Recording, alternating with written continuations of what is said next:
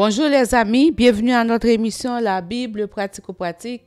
J'espère que vous grandissez, que vous retrouvez maintenant la vérité, parce que le but de cette émission, c'est de vous éclairer afin de faire un bon choix. Le choix de la vie éternelle, le choix de Jésus. Amen. Aujourd'hui, je vais vous parler de sujet de l'espoir dans la fatalité. Donc la plus grande fatalité, c'est la mort. Quand on parle de fatalité, on est rendu à une situation où il n'y a pas de solution. Il n'y a aucune solution. Donc, je vais vous lire dans Jean, chapitre 8, verset 1er jusqu'au verset 11. Jésus se rendit au mont des Oliviers, mais dès le matin, il revint dans le temple et tout le peuple s'approcha de lui. Il s'assit et se mit à les enseigner. Alors, les spécialistes de la loi et les pharisiens amenèrent une femme surprise en train de commettre un adultère. Ils la placèrent au milieu de la foule et dirent à Jésus, « Maître, cette femme a été surprise en flagrant délit d'adultère. Moïse dans la loi nous a ordonné de lapider de telles femmes. Et toi, que dis-tu » Il disait cela pour lui tendre un piège afin de pouvoir l'accuser.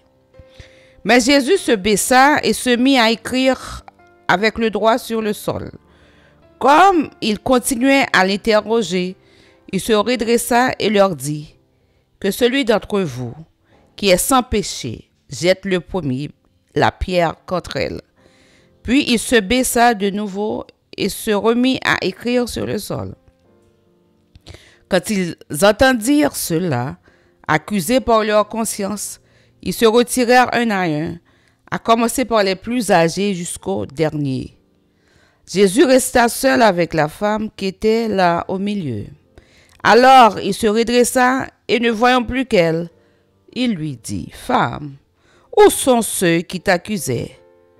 Personne ne t'a donc condamné? » Elle répondit, « Personne, Seigneur. » Jésus lui dit, « Moi non plus. Je ne te condamne pas. Vas-y. Et désormais, ne pêche plus. » Amen. En fait, on voit déjà une injustice. Parce que la femme ne pouvait pas commettre l'adultère sans un homme. Ils ont amené juste la femme. Et on a vu que la mort était inévitable pour cette femme. Parce que la loi a dit de lapider de telles femmes. Mais on a vu qu'est-ce que Jésus a fait. Jésus a amené de l'espoir dans la fatalité de cette femme, la vie de cette femme. Mais le danger, souvent, on voit seulement la grâce de Dieu. On voit Jésus qui a dit aux autres que vous n'êtes pas meilleurs que cette femme. Parce que vous aussi, vous avez péché. Il y a des gens qui vont rester juste sur ce point, que tout le monde pêche. Je suis d'accord. Mais on a vu, Jésus a fait une recommandation à cette femme. Il lui a fait grâce. Il ne l'a pas condamnée. Mais il lui a dit aussi, vas-y et désormais, ne pêche plus. Je vais continuer. Dans Jean 5, dans Jean chapitre 5, verset 1er jusqu'au verset 14, je vais lire pour vous une autre situation. Après cela, il y eut une fête des Juifs et Jésus monta à Jérusalem. Or, à Jérusalem, près de la porte des brebis, il y a une piscine qui s'appelle en hébreu Bethesda et qui a 5 portiques. Sous ces portiques étaient couchés un grand nombre des malades, des aveugles, des boiteux, des paralytiques qui attendaient le mouvement de l'eau. Car un ange descendait de temps en temps dans la piscine et agitait l'eau. Et celui qui descendait le premier, après que l'eau avait été agitée, était guéri. Quelle que fût sa maladie. Là se trouvait un homme malade depuis 38 ans. Jésus l'ayant vu coucher et sachant qu'il était malade depuis longtemps, lui dit, « Veux-tu être guéri ?» Le malade lui répondit, « Seigneur, Je n'ai personne pour me jeter dans la piscine quand l'eau est agitée. Et pendant que j'y vais, un autre descend avant moi. Lève-toi, lui dit Jésus, prends ton lit et marche. Aussitôt cet homme fut guéri. Il prit son lit et marcha.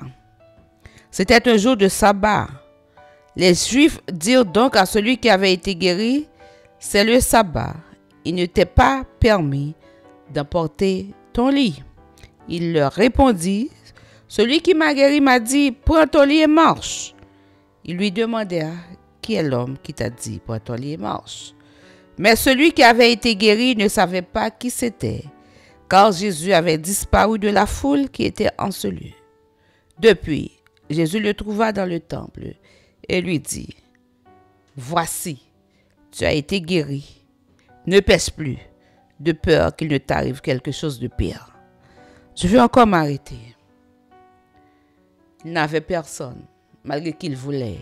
Il souffrait. Peut-être que, mon ami, tu es comme cet homme.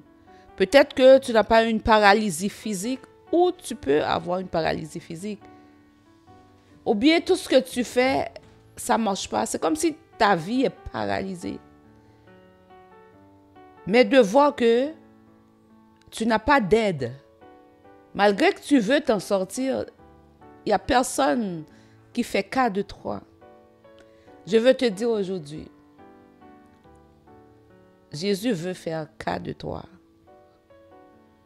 Il voit ta souffrance. Il voit ta misère. Peut-être que pour toi, tu attends de faire une demande de l'aide à mourir. Tu veux mourir parce que tu penses que la mort va être la solution. Parce que ça fait longtemps que tu souffres. Je veux te dire, si c'est ton cas aujourd'hui, Jésus voit ta situation. Il veut te guérir. Mais il y a une condition, mon ami. Il peut te guérir. Mais sache aussi que le péché amène la mort.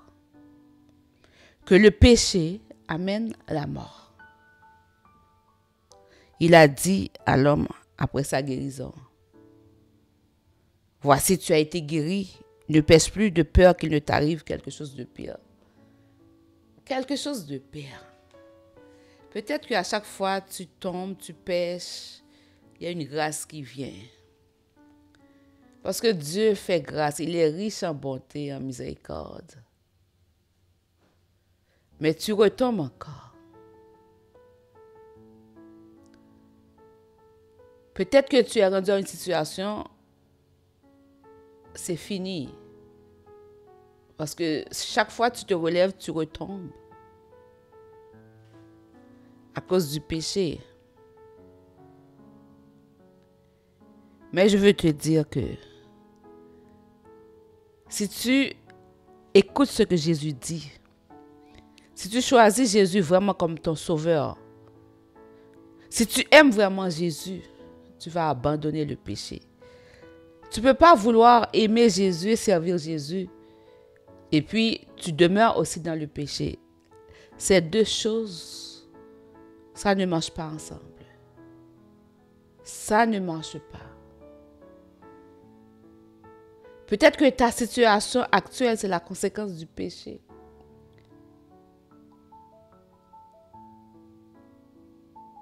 Mais tu aimes Jésus, tu dis que tu l'aimes. Tu sers, c'est vrai.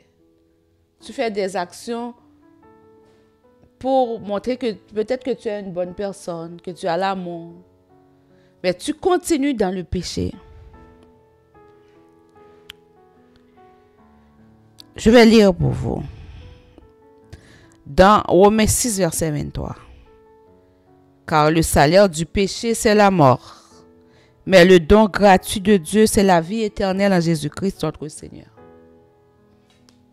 Mon ami, si tu continues, même quand tu penses aimer Jésus, ou bien si tu rejettes Jésus, peu importe, peut-être que tu rejettes Jésus, peut-être que tu ne l'acceptes pas comme ton sauveur et ton Seigneur.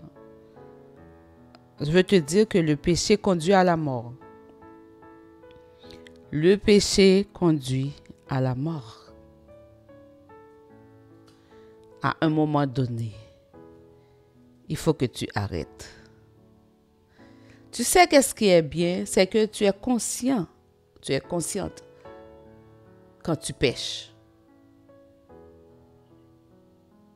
Tu es conscient et tu es consciente quand tu pêches. Donc, si tu es conscient ou bien consciente, ça veut dire aussi tu es apte à prendre une décision. Tu es apte aussi à abandonner le péché et à choisir Jésus. L'espoir de la fatalité de ta vie, mon ami, c'est Jésus. Quand il n'y a plus d'espoir, Jésus peut redonner l'espoir. Quand tu es condamné par la maladie, Jésus peut te guérir.